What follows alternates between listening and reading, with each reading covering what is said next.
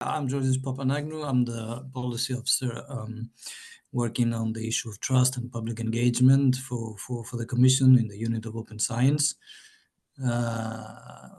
And I also follow your projects, which I get updates with your interesting results from time to time.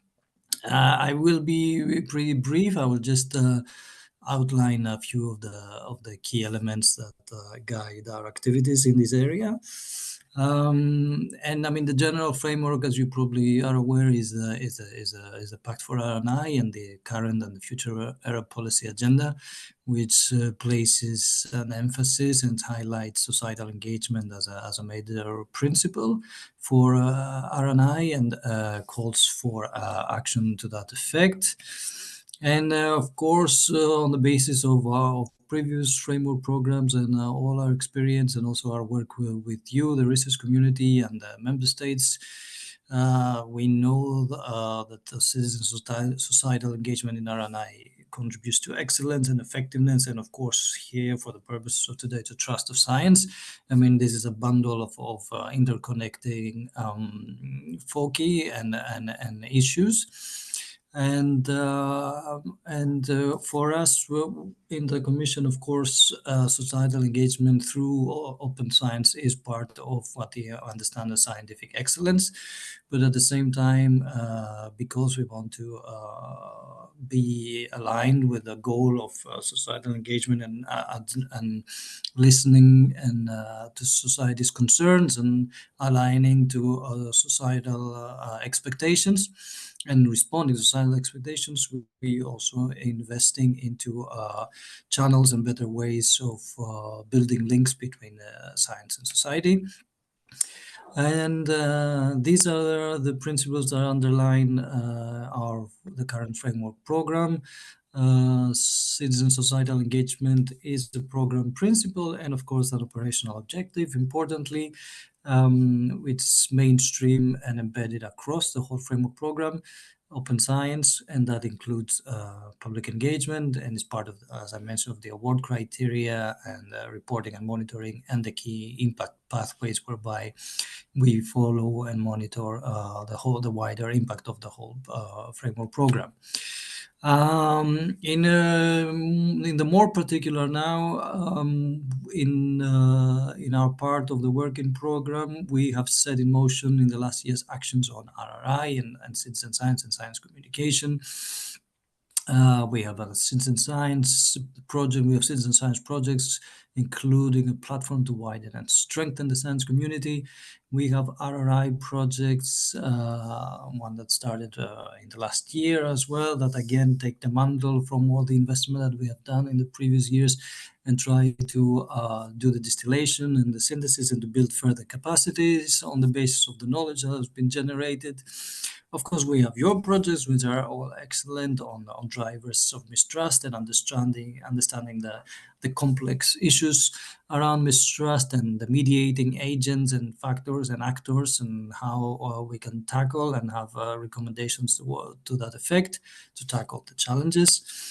And like I mentioned on the R&I, the institutional changes that we are supporting, and also a project on training on open and responsible research and innovation, which is, of course, an important aspect of building capacities in the scientific community. As a point of information, I mean, for general info, we have been working in the last year and a half with member states and stakeholders in the ERA Forum to build the next ERA policy agenda for the years from 25 to 27. And there we have proposed, and it has been retained, an action on, although everything will be finalized in 25, but I mean, we are pretty confident at the moment, an action on enhancing trust in science through citizen engagement and science communication, because I mean, it's important to note that we understand trust in science through that prism of participation and engagement and reaching out and inclusion, and not just in an old-fashioned way of just spreading messages. And then, of course, we, as I said, we have been in a long process of consultation and co-creation with member states and stakeholders.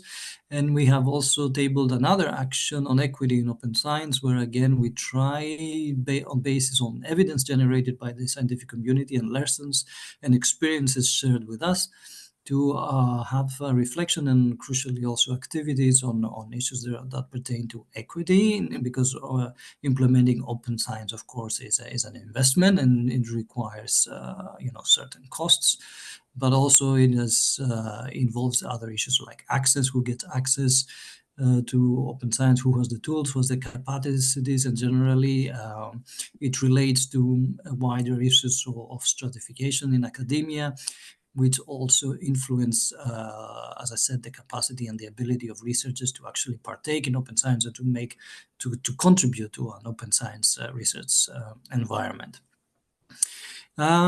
Soon we will be able to share with you in early 25, we hope towards the end of January, the new Eurobarometer results on attitudes towards research and innovation. We have the first results already, which are very, very interesting. And I think we will cover, like in the last time in 21, a lot of the areas that are in the minds of researchers, but also the wider public about research and innovation. And as I said, the plan is to publish and share with you in early 2025. And in the meantime,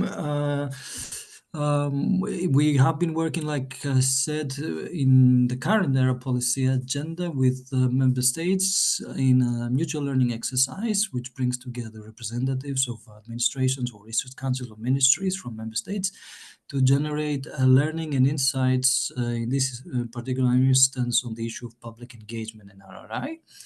And this has already produced a number of reports which are all available online, and I invite you to have a look in the dedicated website of the MLE on public engagement in R&I. And the exercise is set to conclude this January with a last meeting, and which will lead to a last report, which we hope will bring all the findings and the lessons and the recommendations together. So these are all activities that we've been working on in the last time. Here is some elements for outlining in the goals of this MLE. I mean, I don't have to go through them. It just, as I said, aims to identify good practices in public engagement, compare them to framework conditions, and of course put forward some recommendations for member states, but also for that can be applied across the ERA to a certain extent, of course, taking into consideration national differences and local conditions. And again, as a complement to all that, I would like to draw your attention to the work that we have been doing with stakeholders for the reform of research assessment, which also connects here with the issues of recognizing and valorizing research done in a more cooperative and or with engaging with the public in a more cooperative way with the public, and generally engaging with it for the purposes of scientific research.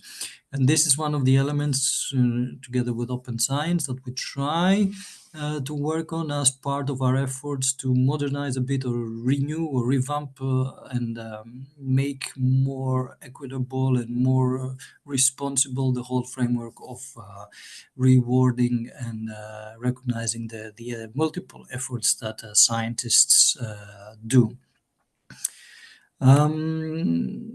Here's just some elements of the core commitments of COAR. I mean, these are all available to you online, and I think some of you will be aware. I mean, generally the point is to move away from quantitative assessment, and especially the impact factors used in the publish or perish culture, into more quality evaluation, and to recognize the diversity of contributions and careers of researchers.